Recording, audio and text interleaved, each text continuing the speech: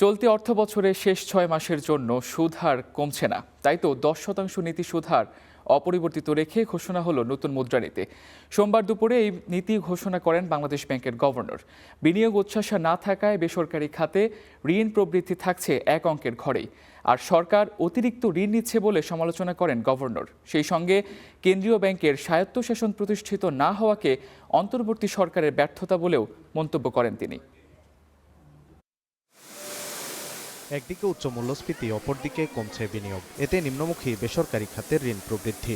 অর্থনীতির এমন বাস্তবতায় চলতি ২০২৫-২৬ অর্থবছরের দ্বিতীয়ার্ধের জন্য নতুন মুদ্রানীতি ঘোষণা করল বাংলাদেশ ব্যাংক।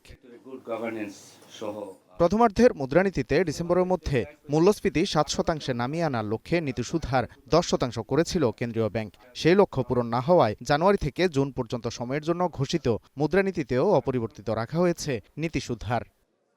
মূল্যস্ফীতির ক্ষেত্রেই আমরা একটু পিছিয়ে আছি। আমাদের লক্ষ্য ছিল এই সময়ের মধ্যে ৭% যাওয়া, সেটা আমরা পারি নাই। আমরা এখন ৮.৫-এ আছি। তো এটা এখনও আমরা আশাবাদী যেটা হবে। আমাদের যে ফরওয়ার্ড লুকিং ইন্ডিকেশন যেগুলো আছে, আমাদের যে ইনফ্লেশন এক্সপেকটেশনের যে গাইডলাইন্স দেখছি, আমাদের যে মুভিং অ্যাভারেজগুলো আমরা দেখছি, সেগুলো কিন্তু বলছে যে ডিক্লাইনিং ট্রেন্ড ইজ ভিজিবল। চলতি অর্থবছরের প্রথমার্ধের জন্য বেসরকারি খাতে ঋণ প্রবৃদ্ধির লক্ষ্যমাত্রা ৭.২% নির্ধারণ করলেও তা পূরণ হয়নি। গেল ডিসেম্বর পর্যন্ত ২০ বছরের মধ্যে সর্বনিম্ন ৬.১% প্রবৃদ্ধি হয়েছে। এরপরও লক্ষ্যমাত্রা বাড়িয়ে ৮.৫% করা হয়েছে। গভর্নরের প্রত্যাশা, নির্বাচনের পর রাজনৈতিক সরকার আসলে বিনিয়োগ বাড়বে। যদিও প্রাইভেট সেক্টরের ক্রেডিট গ্রোথ আমরা মনে করছি আশাবাদী যে হয়তো একটু বাড়বে প্রোগ্রামের চাইতে, কিন্তু এটা আরও অনেক বেশি বাড়তে পারত যদি সরকারের বরোয়িংটা একটু কম হতো। আর সরকারেরও হাত বাঁধা, রাজস্বের পরিমাণ কম বা রাজস্বের প্রবৃদ্ধিটা কম। এ সময় কেন্দ্রীয় ব্যাংকের স্বায়ত্তশাসন নিয়েও কথা বলেন গভর্নর।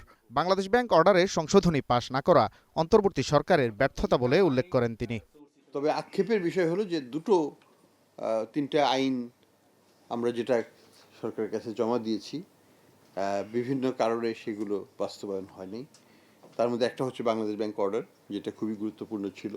আমরা অক্টোবর মাসে দিয়েছিলাম, যথেষ্ট সময় ছিল to do the consultations and everything, কিন্তু সেটা করা হয়নি এবং সেটা একটা ব্যর্থতাই বলবো। পাচারের টাকা ফেরাতে ব্যাংকগুলো বিদেশি ১২টি প্রতিষ্ঠানের সাথে চুক্তি করেছে বলে জানান গভর্নর। এই পর্যায়ে চুক্তি হয়ে গেছে অনেক ব্যাংকের সাথেই তাদের। Walid Sakib, Star News, Dhaka.